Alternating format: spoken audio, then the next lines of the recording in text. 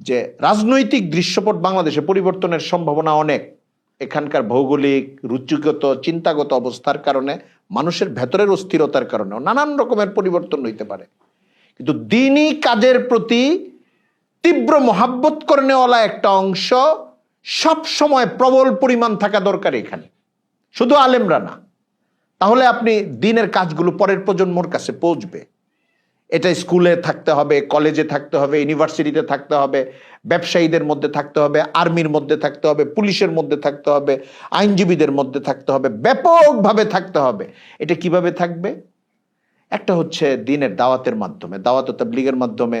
অনেকের ছেলে মাদ্রাসায় আসছে, আমার আব্বা আমার মাদ্রাসায় দিচ্ছেন আলেমদের কাছে যাওয়ার কারণে, তাবলীগের সঙ্গে যুক্ত হওয়ার কারণে। উনি ইংরেজি শিক্ষিত মানুষ। এরকম অনেকের ইতিহাস পাবেন, অনেকের। ঢাকা শহরে বড় বড় মসজিদের খতিব 30 থেকে নিয়ে 50 বছর বয়স পর্যন্ত এখন যে বেচটা দেখবেন, তাদের 50% বা তার আশেপাশে এমন পাবেন, তার বাবা প্রফেসর, তার বাবা ইঞ্জিনিয়ার, তার বাবা ডাক্তার, তার বাবা ব্যবসায়ী।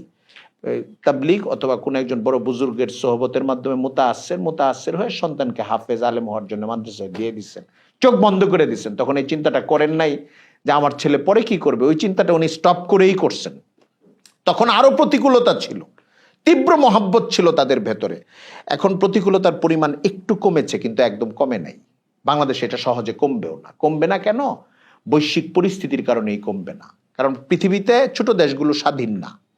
আমরা অনেক কাল্পনিক কথা বলি, কল্পনাগুলো ভালো, সেগুলো প্রত্যয় তৈরি করে, কিন্তু প্রত্যয়টা যেন হঠকারিতার দিকে না যায় যে আমরাই পারবো, আমরা এটা করলে হয়ে যাবে। হবে না, হয় নাই, খুব কম হয়েছে।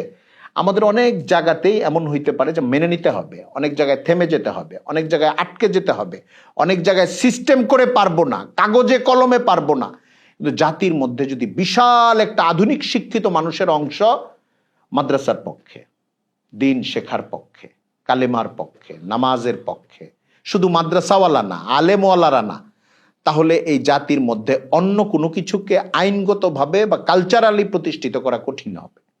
এই জন্যে আমি রিসালাতুল ইসলাম, জামিয়াতুল উলুমিল ইসলামিয়ার শনিবারের যে আয়োজন দিনিয়াত, এখানে যারা আমাদের এমন ভাইয়েরাও আছেন যারা মহাব্বতের জন্য আজকে হাজির হয়েছেন।